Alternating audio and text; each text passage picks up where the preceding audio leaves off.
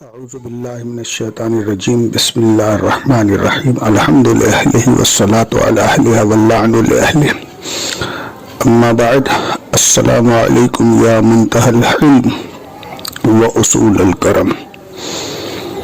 ناظرین محترم، شمیم معرفت یعنی شرح زیارت جامع کبیرہ کے عنوان سے ہماری گفتگو آج 8ویں مرحلے میں داخل ہو گئی ہے، جس میں امام ائمہ معصومین کو کمال بردباری اور اصول کرم کے عنوان سے متعارف فرما رہے ہیں۔ کلمہ انتہا سے ماخوذ ہے، جس کے معنی ہے آخری درجے اور مرتبے تک پہنچنا۔ کلمہ حلم صبر و سکون، بردباری، جبکہ انسان قوت و طاقت رکھتا ہو انتقام کی۔ اگر ایک کمزور آدمی کہتا ہے کہ میں نے صبر کیا تو یہ حقیقی صبر نہیں بلکہ مجبوری ہے۔ قوت و طاقت کے ہوتے ہوئے صبر کرنا حلم کہلاتا ہے۔ حلم یعنی اہداف مقدسہ تک پہنچنے میں جلدی نہ کرنا۔ حلیم اس شخص کو کہا جاتا ہے جو توانائی کے ہوتے ہوئے کسی کام میں وقت سے پہلے جلد بازی نہیں دکھاتا ہے، اپنے احساسات پر مکمل قابو رکھتا ہے۔ قرآن مجید نے خدا کے حوالے سے 18 مرتبہ اس صفت کو بیان کیا ہے اور استعمال کیا ہے، یعنی 18 مقامات پر قرآن نے اللہ کو حلیم کے عنوان سے یاد کیا ہے۔ اللہ کے حلیم ہونے کا مطلب یہ ہے کہ وہ گنہگاروں کو مہلت دیتا ہے اور انہیں سزا دینے میں جلد بازی نہیں کرتا ہے۔ امام سجاد نے دعائے ابو حمزہ سمالی میں ارشاد فرمایا، یحلم عنی حتی کأنی لا ذنب لہ۔ خدایا، تو نے ہم سے ایسی بردباری کا مظاہرہ کیا گویا ہم نے کوئی گناہ کیا ہی نہیں۔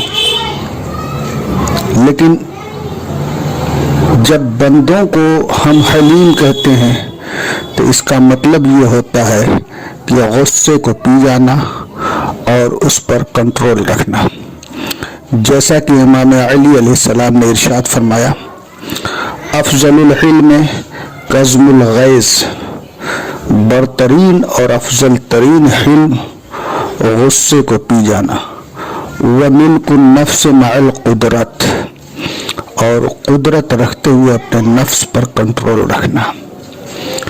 امام جعفر صادق علیہ السلام نے حلم کی فضیلت کے حوالے سے ارشاد فرمایا، الحلم سراج اللہ یستضیء بہ صاحبہ الی جوارہ۔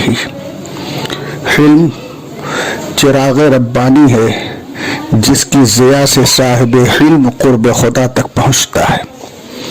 ولا یکون حلیما الا المؤید بانوار اللہ وبانوار المعرفت والتوحید۔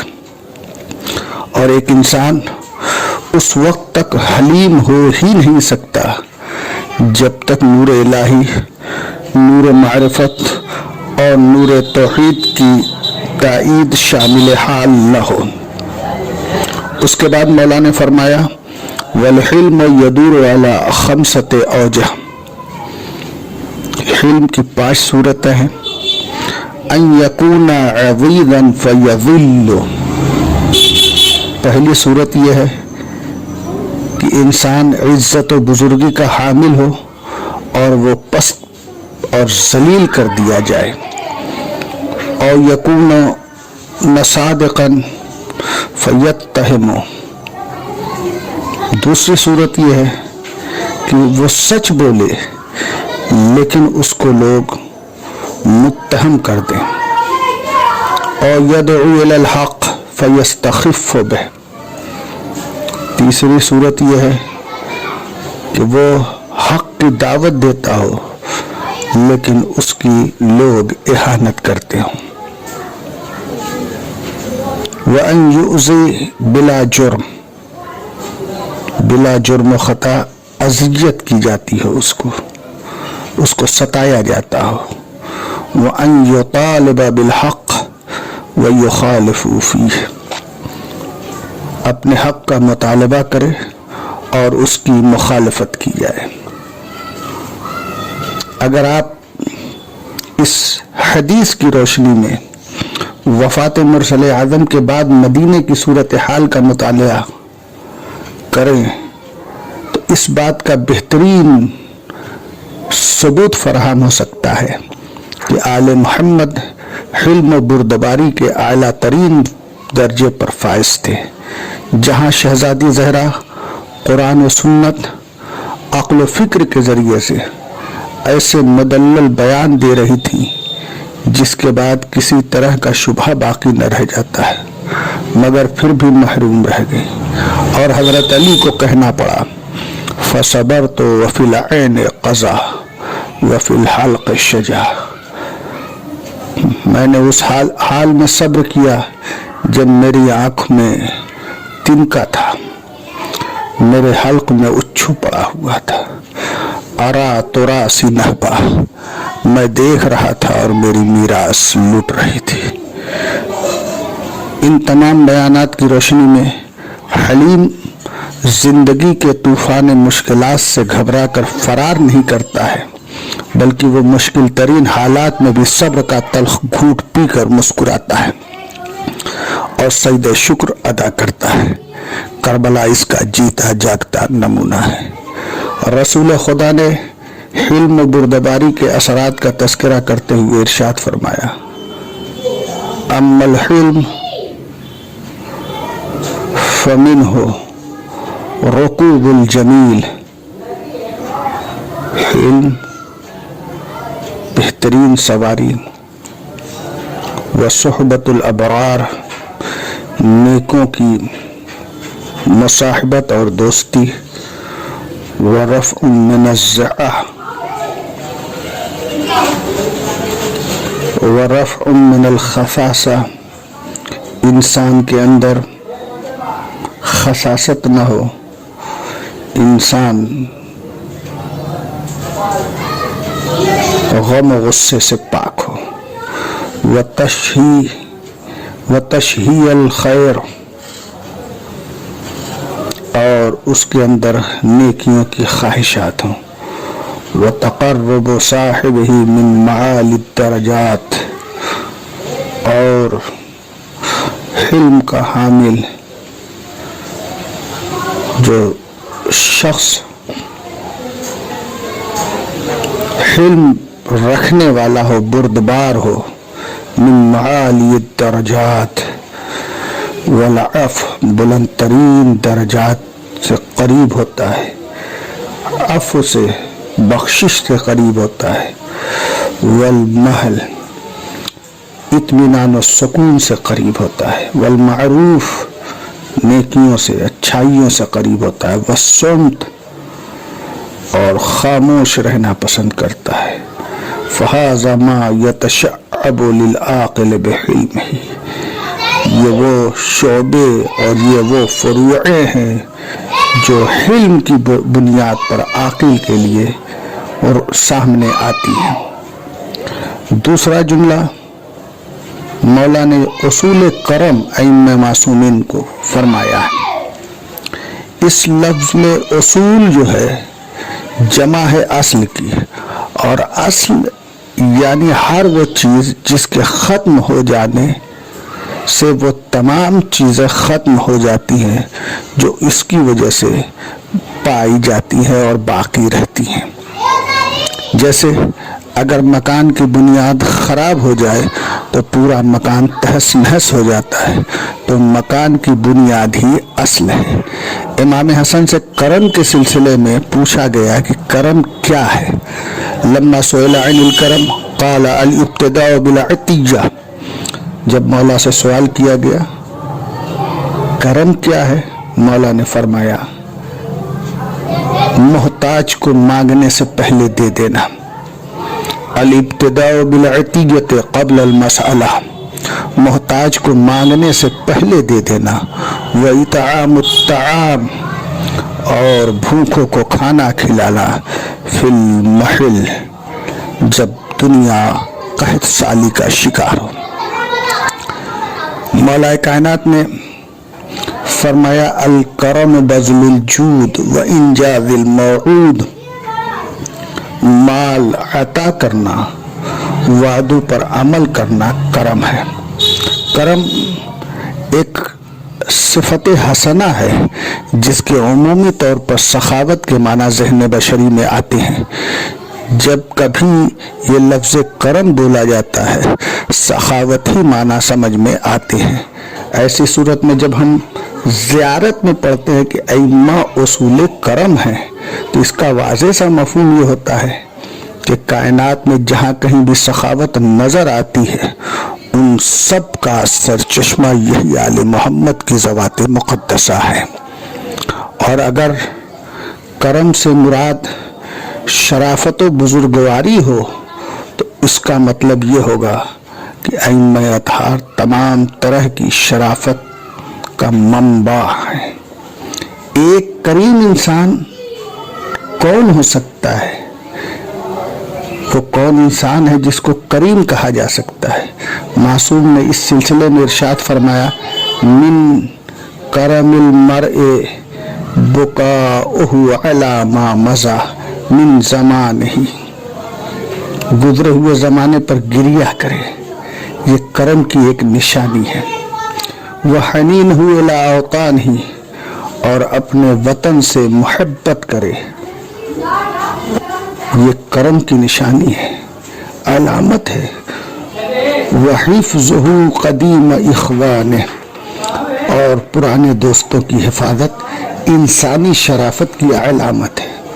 یعنی شریف انسان گزرے ہوئے دور اور زمانے پر غمگین ہوتا ہے، اس کو اپنی عمر کے گزر جانے پر اس لیے رنج ہوتا ہے کہ جتنا اس سے فائدہ اٹھانا چاہیے تھا نہ اٹھا سکا، جتنا چاہیے تھا اتنا خود کو آراستہ نہ کر سکا۔ لیکن اس رنج و علم کا یہ فائدہ ہوتا ہے کہ وہ مابقا عمر سے بہتر استفادے کی راہیں تلاش کر لیتا ہے۔ امام جعفر صادق علیہ السلام نے شریف و کریم کے صفات و علائم کو بیان کرتے ہوئے ارشاد فرمایا ثلاثۃ تدل علی کرم المرء، تین چیزیں انسان کی شرافت پر دلالت کرتی ہیں، حسن الخلق، اچھا اخلاق، وکظم الغیظ، اور غصے کو پی جانا، وغض الطرف، آنکھوں کو برائیوں سے روک لینا۔ ائمہ معصومین کو مولا نے اصول کرم سے تعبیر کیا ہے کیونکہ یہ راہبر دین مبین تمام فضائل انسانی کے جامع افراد ہیں۔ جن جن چیزوں کو فضیلت کہا جا سکتا ہے اور تصور کیا جا سکتا ہے وہ تمام چیزیں بدرجہ اتم معصومین کے یہاں موجود ہے، بلکہ یہی تمام انسانی کمالات و فضائل کا سرچشمہ ہے۔ حدیث میں چنانچہ بیان ہوا ہے نحن اصل کل خیر، ہم ہر نیکی کی اصل ہے، بنیاد ہے۔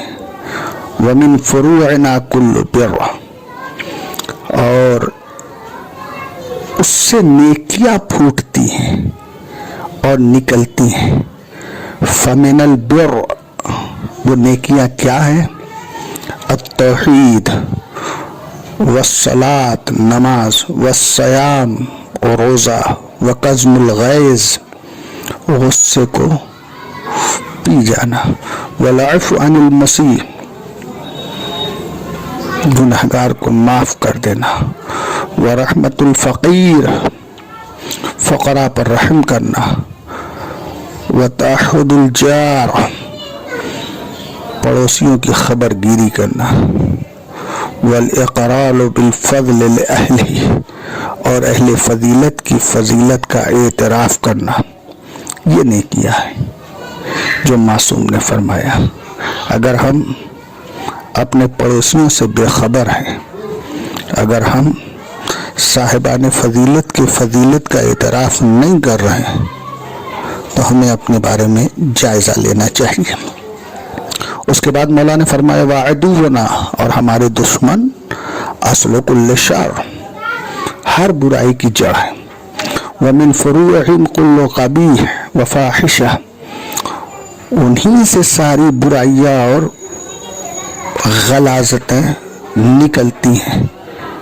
اب وہ شر اور قبیح چیز اور برائی جو ہمارے دشمنوں سے دنیا میں پھیلتی ہے وہ ہے الکذب، جھوٹ، والبخل، کنجوسی، والنمیمہ، چغل خوری، والقطیعہ، قطع رحم، وَأَكْلُ الرِّبَا، سود خوری، وَأَكْلُ مَالِ الْيَتِيمِ، یتیموں کا ناحق مال کھا جانا، وَتَعَدَّ الْحُدُودِ، حدود الہی کو توڑنا، الَّتِي أَمَرَ اللَّهُ، جن حدود الہی کا حکم پروردگار عالم نے دیا، وَرُقُوبِ الْفَوَاحِشِ مَا ظَهَرَ مِنْهَا وَمَا بَطَنَ، علنی طور پر برائی کرنا، خفیہ طور پر برائی کرنا، زناکاری، چوری، وَكُلُّ مَا وَافَقَ ذَلِكَ مِنَ الْقَبِيحِ،